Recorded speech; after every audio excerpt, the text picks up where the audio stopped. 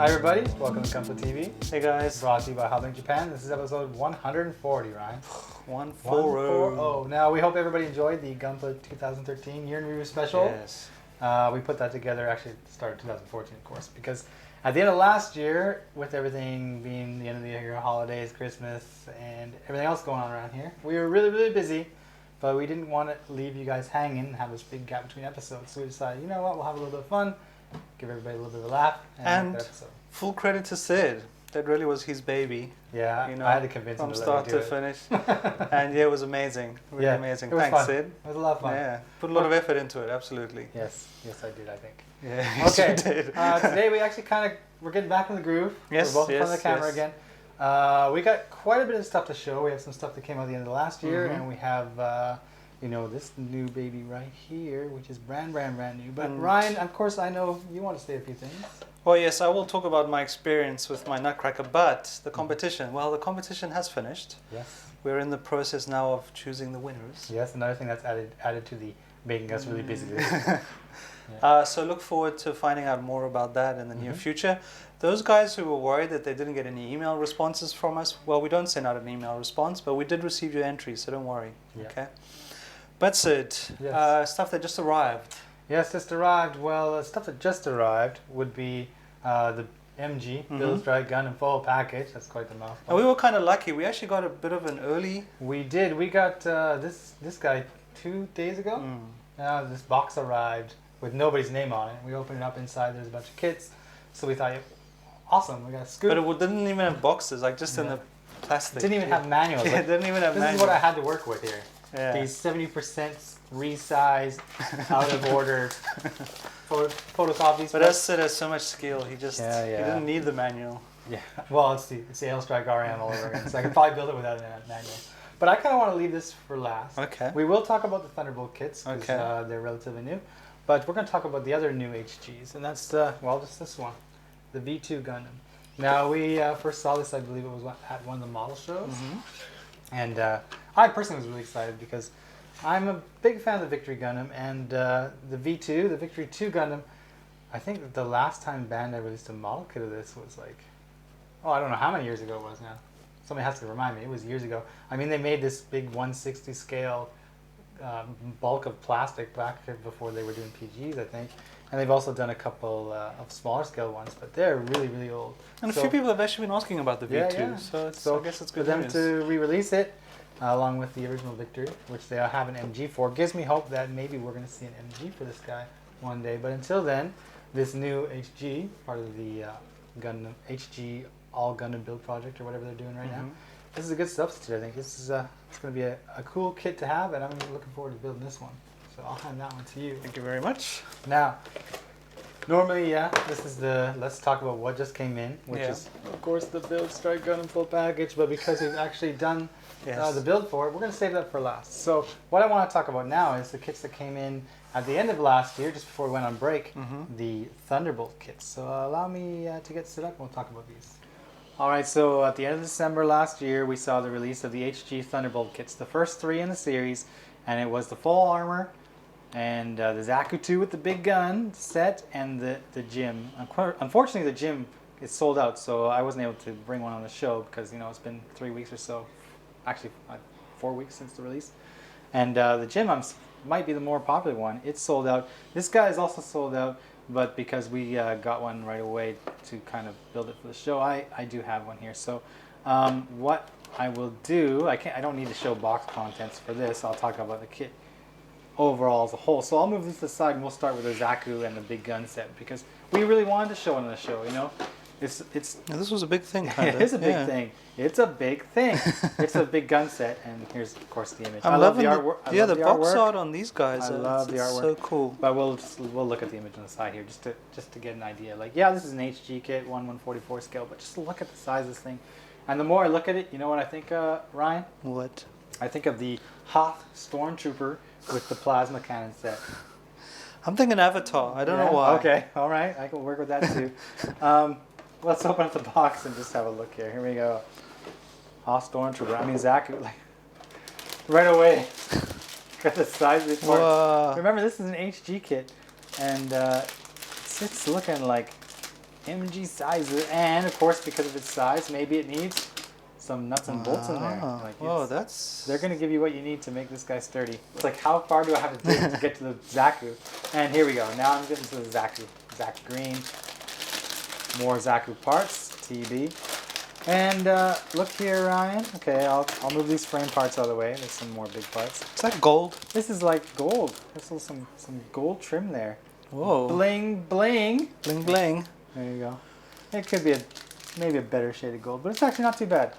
So there you go. Anybody who's actually built the Zaku and the big gun, let me know how it is, because I opted to go with the full armor. Alright, so now let's talk about the full armor Gundam. Now the box is significantly smaller than the big gun. He doesn't come with a big gun, but he does come with a lot of stuff, some of it quite large, such as the backpack. Now, here's the backpack. You can see, well, it's huge. for an RX-78, it's huge. Like it stands upward here. You can see these huge things in the back. And one thing that we need to point out about these Thunderbolt kits is veneers aplenty, and they're all rectangular. We're not seeing those cylinders like the circles like we're used to seeing, but we're seeing a lot of these. Now, when I was first building this, I wanted to take the backpack off just so I could actually get this guy standing up, because for me, especially the RX-78, he doesn't look like himself unless he's standing. So I have him now standing. If the backpack goes on, this guy goes down. So just remember that, okay? But you can see the Thunderbolt designs. They have some changes, of course, in the rectangular veneers. Those are different. But also look at the head design. You can see he's got like these little antennas here, very, very small pieces. But they kind of changed the look of the kit. It's definitely not the same, you know, RX-781 that we're used to seeing, or the 782 series. The shoulders are designed a little differently because these have to move out of the way, I guess, if you're moving some stuff around on the backpack. And here's the back of the legs. More of these, lots of them. The construction is pretty similar to what we're used to seeing from HGs. You know, there's no real reason for Bandai to depart from that. But if you can get a close-up in here, look at how they've molded the frame. It looks to be that it's like, the idea behind this is that they're trying to protect the joints of this moving machine by putting some kind of substance, like maybe a rubber over top of it, which would prevent dust or whatever from getting in the moving joints. And so all the frame, which is only visible for the most part at the joints, has this effect on it. It's actually quite cool. You can see right here as well, and elbows as well. It's when I first opened up the box, took that runner out of the plastic and saw that kind of effect, I was really surprised. But it does add to the effect of the kit, and also makes you realize that this is supposed to be something else. Now we can talk about the backpack here. It does have the same kind of effect in these large parts. They're molded with these kind of wrinkles, maybe, you know, similar to the material that spacesuits are made of, all wrinkling in there. This here is the beam sabers. It comes off when you want to put it in his hand. It's right there. He does have these weapons mounted to the top, and they do move. You can pivot this. You can pivot this. The shields here, we'll talk about them because they're kind of optional. For example, this piece here you can pull out, and in its stead you put this arm, plug that in there, but you have to make sure the polycap is lined up properly. So once you get that in there, maybe, there it goes. You can have extra shields mounted on there. So you've got two shields that can mount to the backpack, and you've got a shield which you can mount to the weapon on the left arm, and a shield which you can mount to the weapon on the right arm, which is kind of plain if you don't put the shield on. Actually, it's made to take the shield, so you kind of have to have it on there, because you have 4 shields, and if you want them all on, you gotta put them in there. And we'll put this backpack back on. Spin you around. Here's the connector. They actually made the connector 3 different parts, just to make sure it stays on, because it is heavy. So yeah, there you go. Looks like a mute face there, don't you think? Yeah. I am neutral. Okay. Plug this in. And here he is, all shielded up, full armor, everything, and we stick him up there, and there he is. Now he is standing up, but for the most part what I found was if you do have the weight, like the shields maybe are hanging over top and moving the weight towards the front. When I had just these on, he would do this and start to fall. So this can come out as well if you want to save weight. All this stuff comes out. It's actually kind of cool. But as this guy is supposed to be used in space here, I'll just put him back on the shield, on the stand. So there you go, our first look at the Thunderbolt kits. And I think that if, of course, the HGs are any indication, we're going to be seeing a lot of plastic in these Thunderbolt kits as they come down the line. We know the high mobility Zaku's got that huge thing on his back. So I'm curious to see not only when, but what they're going to do with MG. Because we know they're going to make a Thunderbolt MG. That'd be cool. They're going to have to be able to make it try to stand up. Yeah, well, I'm just impressed by this. Yeah. I mean, this actually looks amazing, and I love the coloring in the shields. Yeah. Lots of stickers, though. Yeah, lots of stickers, like I said. stickers. Okay, I'm going to put this aside here because, Ryan, you wanted to talk about your Mac and also about a new Mac. Yes, well, let me talk about the new Mac. All right. Okay, so here we have the Kuster and Friedrich special box. It's, well, there's actually like 2 kits in here. A little dude. The Kuster and Friedrich. Yeah. Well, what is the proper name? The Panzer Aufgalangungs TW47N2 and the Panzerkampfanzug aus F.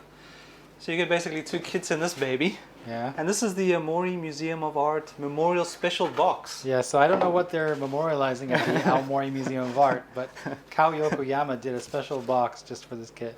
Okay, and just to clear up, that's the Kuster, and that is the Friedrich. Yeah. So you get your 2 variations, probably decal variations for that as well. Here's your decals. Let's just grab some of the bigger pieces. I'm always, actually the quality of the plastic in the Mac case stuff is always incredibly good. Yeah. And it actually seems a pretty sizable piece. Yeah. Actually, there's the body. Oh, okay. Yeah, so I would recommend now anyone who wants to do Mac K that you really hone your painting skills. I've learned a valuable lesson. You know, if you have airbrushing skills, you know, or you want to develop your airbrushing skills and you're not frightened of a challenge, please do Mac K. Mac it up. Keep it going. So there we have it. All right. A new Mac attack. Special box. Special box. Yeah. Now I need to talk about the big thing. Yes. My Nutcracker. So a bit of history before I get set up. As everyone knows, I was doing a Nutcracker. Yes. Spray painting on the runners. Now we had a week break where I did actually try to do some work to this guy, and I will admit that maybe spray painting on the runners, especially for this kid, maybe wasn't the smartest decision I've ever made in my life.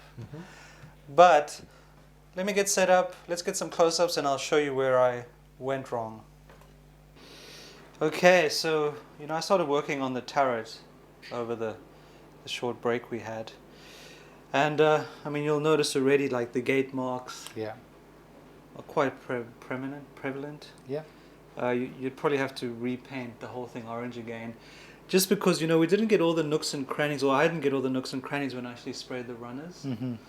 So you just you probably have to spray this twice to get the kind of finish you want. That's the thing you have to keep in mind if you're spraying on the runners is that you're not quite done. You have to do touch-up. Yeah, no. I mean, I was going to apply that rust effect. And, I mean, maybe I'll do an experiment with it. But yeah, and also you'll probably notice in here, when I was using the glue and some got on my fingers, it was actually slowly taking off the paint. Of course. And actually to get it to stick was a bit of a mission, to be honest. And also, you know, because there was an extra bit of paint on each side, sometimes the fit just wasn't quite right. Yeah. So yeah, I mean, I'd totally recommend probably first assembling this kit and then spraying it, probably with an airbrush. Yeah. Not something as heavy as this orange, because you can't really see it here, but in the manual there's actually a lot of little grooves that have totally disappeared. Oh, okay. Off the turret, like all little places to stick little bits and pieces. But you know, just looking at the body here, like these are basically all the little pieces that would kind of need to be stuck around here. Yeah. And, you know, thinking about the glue, it's going to be such a super headache to assemble this tank, especially with these itsy bitsy pieces where I need to actually sand down every single little one of them a little bit to be able to get a good enough contact. Yeah. So, you know, I'm going to have to put this guy in the cupboard and rethink my strategy regarding the Nutcracker. And this is a way of stripping off this paint very quickly.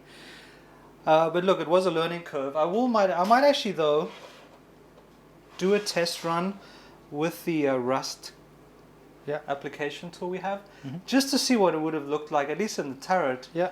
What it might have looked like if I had rusted it up. Yeah. But yeah. Well, I mean, I think plastic you make a mistake on is still not wasted plastic. Like you can go back to it, you can use it to test out different colors of paints, and like you said, you can use it to add different types of substances. Like you want to do the rust, whatever else. Like having plastic around, you can usually use it for some purpose. So. And look, if anyone knows a solution to my problem that is quick and easy, let me know.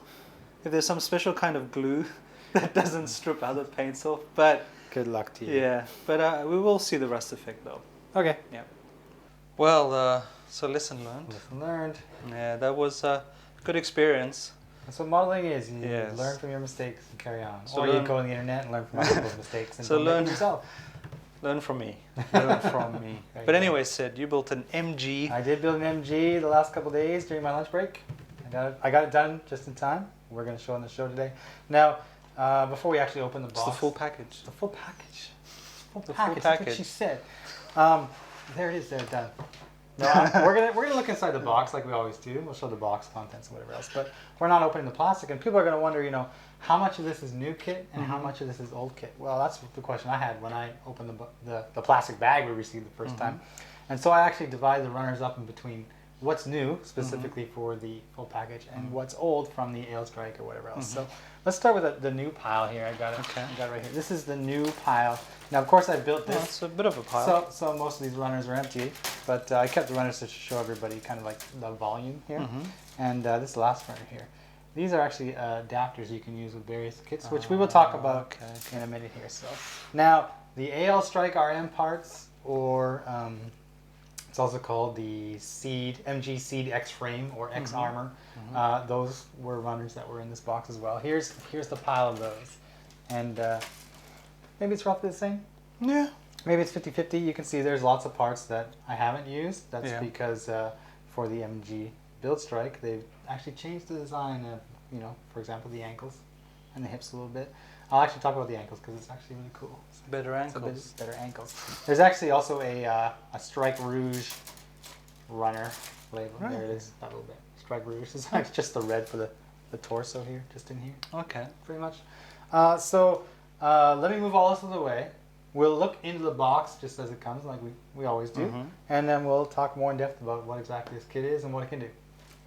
Alright, so here's the box for the MG Strike Build Gundam full package, and we didn't get the box, of course, we just got a plastic bag. So now I actually get to check out the artwork for it, and I gotta say, it does look pretty good. It's winning me over, this Gunpla Build fighters, if they all look like this. I'm gonna open the box now, and we're gonna have a look at the contents here. Wow, this is totally new to me. Actually, no, it's not, of course. You can see, I think they're putting them in, separating them even in these bags. These are new runners, right? And these ones are old runners from the previous Gundam. Stickers, you can notice that they've given you the foils here. These actually go on the weapon. I'll talk about those a little later. I haven't actually foiled them yet. And lots of marking stickers. And of course, looking in here, you can see very similar to the stickers we got with the Ale Strike RM only several months ago. And here's some more new runners here. Let's see. Actually, just the bottom of the legs are new armor parts. So a lot of the leg, for the most part, is the old Ale Strike design, but they do have new armor parts, and more importantly, the ankle, which I will show. That's what I really want to show everybody. So you're an ankles man? Yeah, I'm an ankles man. I am a leg man. I feel kind of, I don't know, like I want to show everybody the box because that's what we do, but we already have the kit here, so I don't know if I'm teasing everybody. So I'm just gonna put the lid back on the kit, and we'll talk about the actual kit. So bring him into the shot here. Here he is now. I have the build booster on the back here, and I have him on the stand, and we'll we'll take him off the stand in a minute here, and I will show you how he's maybe not able to stand up, prone to falling down. This is the same stand you got with the Strike Rouge, for people who remember the Strike Rouge and Otori. And before I mess around with that, I'll show you the shield now. Here is the shield. These little bits at the bottom can open up. There you go. Check it out. Watch out, everybody. And interestingly enough, on the back here, you can actually attach the weapons. And these weapons, they're assembled, but you have to kind of mix and match and assemble them into a final form. And until you do that, they kind of mount here and stay there. So maybe we'll talk about the weapons before we actually talk about the kit. So you're getting basically 3 sections here. Now, if I understood the manual correctly, and I hope I did because it was mighty small in this photocopy they gave me, you can choose to make it a couple ways. So the first one would be to open this up. And do you actually pull this whole part out of the middle? I'm not sure. You're supposed to slide it in. Hold on, everybody. You're supposed to slide it in here. How do you do that? Oh, you just push it in. There you go. Push it in and then drop this down. Yeah, that's not too difficult. I did it. There it is. Look it. It's the first time. I just got this thing, all right? Usually I have a couple days to prepare, but just pushed it in. I thought that was snap fit. And then of course you'll get the swappable hand parts, like we know with the Yellow Strikes, and you can put it in there. But you can also choose to do it a different way. So we'll pop this out, take it back apart. Now this is the handle, and now you have this very large piece which you're kind of supposed to pull out and lift up. Plug the handle in there, and then bring this down over top. So now you have its super weapon. Whoa! Oh, that's awesome! Check it out. It's a shotgun. And this is where the foil stickers go that I mentioned before. They lay in here on both sides. Now, this kit's going to be spending most of its time on the stand, so if you want to stick this huge weapon in its hand, chances are it's not going to throw off the balance too badly that it falls over. But if he's standing up, it might be that this weapon is just a little bit too much. And let's see how he does standing up here. So I'll take him off the stand. They do give you the adapter here for it, so you don't have to worry about getting one of those. Here he is. Dun, dun, dun. Test run. Here we go. Not too bad. Yeah, he's doing all right. No hands. No hands. No hands. These do fold up if you wish, but they won't fold down. They will only go here. There's actually a little stopper right here. This will stop them from folding down, so they stay up instead of drooping down. These little wings can also fold back around here. They actually move around this smaller wing assembly that's inside, which is kind of pretty cool. So you can tuck it in if he wants to fly away, or whatever he does in the anime. And kind of similar to the Strike Freedom, I thought, these weapons on the back of the build booster can actually come out here. This handle should pop out, and then you can actually put the hand parts on and make him grab that weapon, and he can be strike freedoming it up. That's a verb now. Like we see some kits we're pretty familiar with already. I'm actually going to pull the booster pack off here and turn it back into its flight form. So the connector is just the same. Just the same as the AL Strike, and just like the AL Strike, sometimes the whole back part will come off. We'll plug that back on here. There he goes. Beam sabers plug in there. We don't need those right now. It's pretty solid once you get the back off. It's not going to go anywhere, especially in joints in the shoulder. It's really, really good. Here we go. Open this up, or bring this up, push it in, swing these back around. These, can you see, sorry, this little tab right here? Mm-hmm. This little tab right here goes in this little, behind this little edge right here into this hollow. It's hard to see, but essentially what happens is it kind of clicks in, and once it clicks in, it doesn't go anywhere. Like, it's not going to fall back down. It's kind of loose, but if you click it in, it should stay. It's actually really, really well done. We'll open up these wings again. And there is a landing gear here you can pop out if you wish. But because I've got the stand here, I'm just going to plug this onto the stand. And Bob's your uncle, as somebody I know says. There you go. Bob is your uncle. I had an uncle named Max. So there you go. Now, the build booster, this is all new, right? We didn't see any of this when on the previous Ale Strike or the Strike Rouge. I mean, there's some similarities, but this is all new and part of the runners that were all new for this kit. And it was actually quite cool. I built this part first, actually, because I thought that it would be the unique part of the build. And I was right, because I will give you now a rundown of the build strike here. So what's new and what's not new?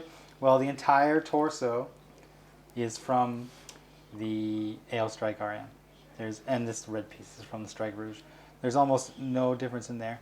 The arms, all the way down to the elbow, are Ale Strike RM, but then you get new frame parts for the bottom, and of course all this armor that goes on here. I kind of like these arms. I think they look really good. Shoulders, of course, are all new. You know, you're not seeing these shoulders in any other kind of Gundam. The heads, the construction is the same, but the parts are different because of the shape of the armor in there. You can actually see, of course, these little vents here, falcons, whatever they may be, right in there. It's actually not bad.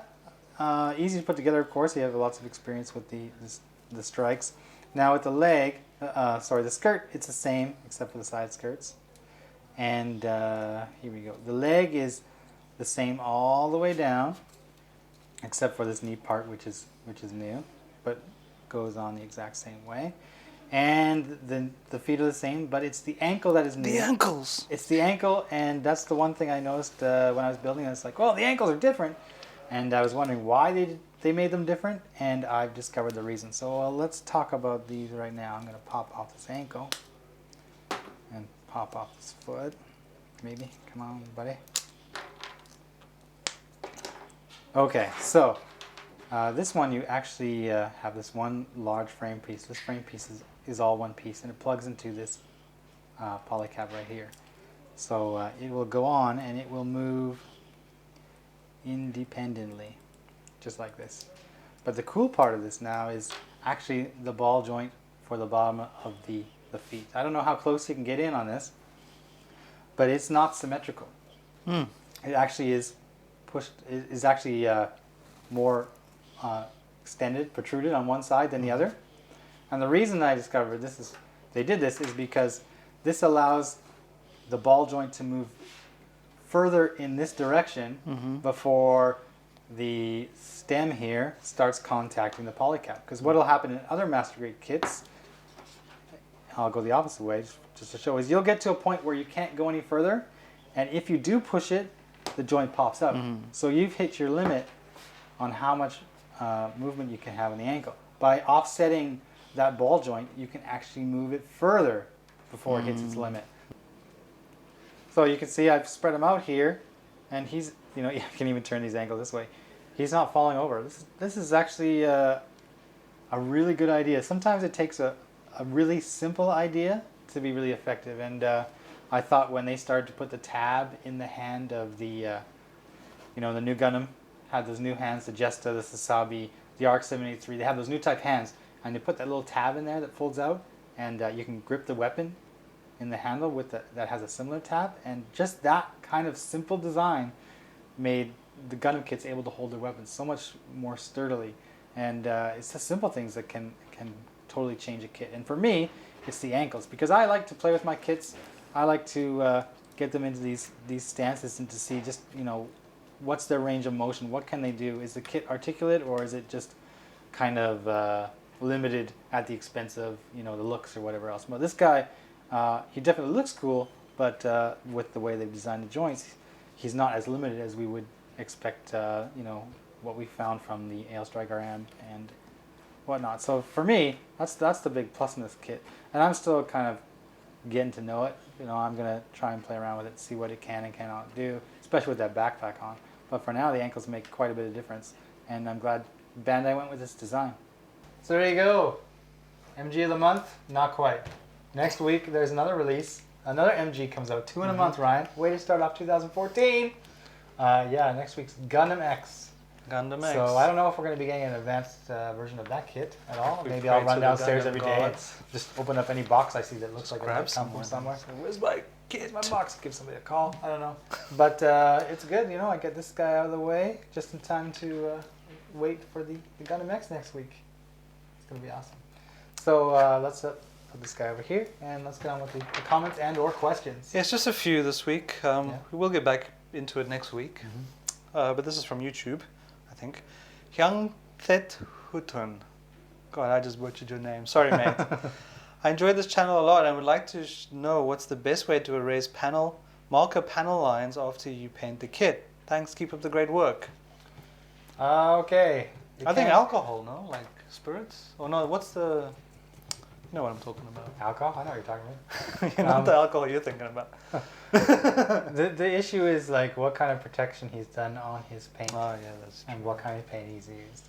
If it's just normal Gundam marker or panel line marker, oftentimes you can take just a normal eraser that you use for pencil, and you can be pretty effective removing marker like that. So I know a lot of people who go that route. But if you've laid down, say, top coat and then done your markings, you could actually probably get in there with some kind of thinner. Yeah, thinner. That's the word. Sorry, thinner. Some kind of, I think people have used lighter fluid, like you just get in there a little bit and try to rub it down just to try and take it out of there. But the first priority should be paint. How you, because you don't want to ruin it if you paint your Gundam, right? Yeah. Well, if you painted it, good luck. They also, you know, we have the Gundam markers, the whole line of Gundam markers. They also sell a Gundam pen eraser, they call it. No. So you can actually get this eraser and rub it over top of what you've just done, and it should dissolve it so it can be wiped away. Sweet. But I find most people just go with the normal eraser. Next. Yes. Another crazy name. You're going to butcher this one too. JJ X Shipmaster XX112695. I like it. Yeah. The new version card came with some stands for the fin funnels. Yes. Fin funnels. Fin funnels. I really wish this one came with some kind of effect stand part for the funnels Sazabi comes with. I think that would make this just that more awesome, even if it was something like with the SD. Sid and Ryan, your opinions? My opinion is that Bandai kind of had to do something for the fin funnels for the new Gundam, because one, the fin funnels in general were kind of unsturdy, so most people would probably be taking them off if possible. So including a stand allows people to get the fin funnels in place, kind of like in an action pose, and not kind of just flopping around on the back of the new Gundam in that static kind of stance. Also, the stand that they use to hold a new Gundam would be somewhat smaller than the stand they would need to hold the Sazabi. And the Sazabi at already 9,000 yen, I think, was what Bandai was asking for. If they were to throw in a stand big enough to hold it, the box would probably need to be bigger, and which of course means the price goes up. More plastic, bigger box, everything else. So I think they kind of found the medium there. Yeah, like, we'll give you the expandable pods that come out of the back of the Sazabi, but we're not going to give you a stand for it because. But aren't there aftermarket stands or something like that? Oh well, we have we have the action bases, which you can buy. It should hold the Sazabi in a pose if you want to, but it doesn't have any extra attachments for those little pods that shoot out its back. And my opinion is fin funnels. Fin funnels. Fin funnels. They're way better than pods. Yes. Okay, Ben, who posted on Gunpla TV. Yeah. Liking the new Gunpla TV presenters. They Yeah, didn't invite Iron Kong to the party though. Look, you must understand one thing about Iron Kong is he doesn't like Gundam. Iron Kong was invited. Yeah. He just couldn't make it. He's a snob. He's a Gundam snob. Yeah, we said, come on down, and he found a reason not to make it. Yeah. Some bananas were looking interesting. Okay, next. I'm glad everybody liked the party though. Yeah, that was the awesome. most fun for me. That was awesome. I'm like, oh, I gotta do it. Sid took millions of photos. I You have took a no lot of idea. pictures You have for no that. idea. Brian version Canada. That's kind of cool. One too. That's a good one. Wow, great show. You guys I think never it's look supposed to so be Canada. animated. Oh, Canada. Well, if you in Japanese, the katakana ka is K-A, not C-A. Sid sees Canada everywhere. Everywhere I look. Is that a little bit red over there? A little bit red. That's a over maple tree. No, it's not. It's a rose. It's a maple tree.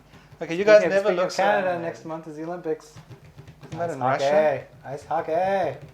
Okay, I'm going to continue now. Okay. Recap was a good reminder of what I missed and still have to buy, which begs the question of, are you going to develop a wishlist feature for HRJ? There are so many categories of Japanese goods that I'm interested in that it's hard to keep track. Thanks guys, best wishes for 2014. P.S. I was lucky enough to snag a metal build Destiny from HLJ and I'm really looking forward to it. Thank you, Gunpla Gamer. Thank you, mate. Look, wishlist, it's going to happen probably in the next 6 months to a year, so don't have to wait too long. It was on the list. It was on our wish list. It's on everyone's wish list. Was on our wish list. Yes. But there's just Takes a variety time. of other things we need to put into place before we can start adding features to the site kind of Yeah. thing. But that's kind of boring and technical, so we'll just... It's coming. It's coming. But Gunpla Gamer. yes, That's- very generous. thank young you very man, much, and very, mate. very patient. Yeah. Yeah, because you know, that thing arrived just before the holiday, but we couldn't film it until after the holiday. So he had to sit all through Christmas and New Year's by himself in his dark apartment, lonely. alone, without his new toy. And but he's got it now. But he brought joy to so many people. You to know? me. Do you see my face? Yes. Oh, you didn't that's see my fast. face because I wasn't in that. I was taken aback when I first picked that up out of the box. It was like, oh my god, this thing Yeah, it is was. chunky. This thing is heavy. This is metal. Those metal builds are serious quality. The Destiny totally changed my mind about the metal build. Yeah. The Exia, I liked it. It looks fantastic, but because it's just a smaller suit and it doesn't come with any kind of elaborate backpacks or anything like that, it felt just kind of like a heavier model kit. Mm-hmm. But the Destiny, like when you get that in your hands and you open up the wings and they click into place and stay there, and yeah, It's a like, serious. okay, this is the real deal right here. Yeah, I don't know. I think it's amazing. Yeah. It is amazing. It's such a different experience from building kits, though. Yeah. It's like if you're almost if you're a collector of that kind of Yeah. stuff. Yeah. But Chan 1990 said on January 9th, Mhm. 2014. Okay. Hey Sid, Hey. love the episode. Mm-hmm. The Sazabi and the Kajulis both look fantastic. Yeah. Could you just? We're not building the Kajulis. A few people have asked. Some But people have asked. we actually don't have it anymore. It's out I of think stock. it's It's sold out. sold out right away. Yeah. Which I'm kind of glad about because I was not looking forward to building that. Like Yeah, it was going to be an epic I have to try and endeavor. squeeze 3 hours out of the day to build this thing. Isn't that good, Julius? Like, see you in 3 months. I wanted to ask about the Aurora stickers you mentioned, Mm. though. It seems like you guys don't currently have anything like that in stock. Am I just not seeing them somewhere? Does anyone know where to buy Aurora stickers nowadays? That's a good question. Originally, we had some kind of agreement with a company that supplied those kind of parts. I don't know if they stopped doing what they're doing or they ran out of stock or whatever else, but it's tougher for us to get that now. And they generally sell out right away. Like Yeah. for me to get those now, I have to go to Akihabara, go to the Hobby Central of Japan and dig around some of those little shops there until I find somebody that has one. So I wish I had better news for you on where to find these things. But But even if guy we like get me in any, we'll Japan- let you know. We'll let you know if we ever yeah, get any. we still work with HIQ parts. They're mostly metal and stuff like that, but they have released, I think, stickers and decals. So they're constantly updating their inventory and making new things. So it could be that we start seeing these things show up on our site again, but you just have to be diligent in searching. Like, When you get a wish list function, you can ask for one. But, Sid, yeah. we've got to talk about our shirts. We gotta talk about shirts. Look at these babies. Look We've at been hanging on, probably waiting for this moment. yeah. Everybody's like, what are these guys doing? So, Sid, explain. Explain, sure. We received a package at the end of last year, Merry Christmas it said, from one of our customers in Indonesia. Mm-hmm. And he said, I really like the show, thank you very much, and please enjoy these shirts. And I gotta say, It's pretty cool. It's a nice, I like it. And- It's as I was looking at it when I picked it out of the box, I was like, wow, this is a really colorful shirt. And for people who know me, I'm not that type of guy. Like, No. I don't do colorful. I'm plain and boring. But I gotta say, this feels really good. Yeah, it does, Like, absolutely. It's keeping me warm right now. It's kind Yeah. of cool outside, but I could see myself wearing this in the summertime as well. Although maybe not outside the building. But I like it. I'm gonna cool. wear this home. Yeah. What about you, Ryan? I like it. It's Yeah. comfortable. It's really comfortable. It has a nice weight, especially in the center part. So it's Yeah. comfy. My habit when it comes to clothing is that I will hang on to these T-shirts for probably longer than I need to. They're comfortable. I like them. They're still functional. There's no holes in them. I'll just keep them. And people know that I like T-shirts, so people just give me T-shirts, and so I have this ever-expanding pile of T-shirts at home. And the significant other in my building at home says, throw away some of your T-shirts. You gotta get rid of some of your T-shirts, but they're still good. So I'll go home tonight and I'll be like, hey, okay, I'll throw away some stuff, but look what I got. And she's like, you can't wear that outside. I'm predicting the future right now. Spot vote. Yeah? Which shirt is better? Oh. Which shirt is Ooh. better? Or who wears it better? Yeah. I didn't say that. Just vote for the shirt that you think is best. No, I think you need to listen to Ryan. Don't listen to me. I know nothing. I know nothing. This guy has proven to you how little I know. But Sid, just a reminder to everyone, we do have our blog, our YouTube channel, and our Facebook page. So please friend us, like us, comment, do whatever you'd like to do. And we're going to get back into our regular schedule. So next week, we will have the Gundam X. We'll talk about that. We'll be showing everything in the box. If we do get a preview kit, like we did with the Strike build package, we will build it as fast as we can to get on the show. And we are now going to sit down and go through all of the entries for the competition, and we are going to grade them all and praise them all and comment on them all, and we are just going to decide who wins all these big prizes. So come, I think, what did you say, February 1st? Yeah, well, around the beginning of February, we'll probably have a special episode. We'll have a special episode. Another special episode, but I don't know if it's going to be hosted by the previous hosts from the last episode. That took a little too long. Yeah, probably, sorry. In our shirts, though? Yeah. All right. So look forward to all that. We'll see you later. See you guys.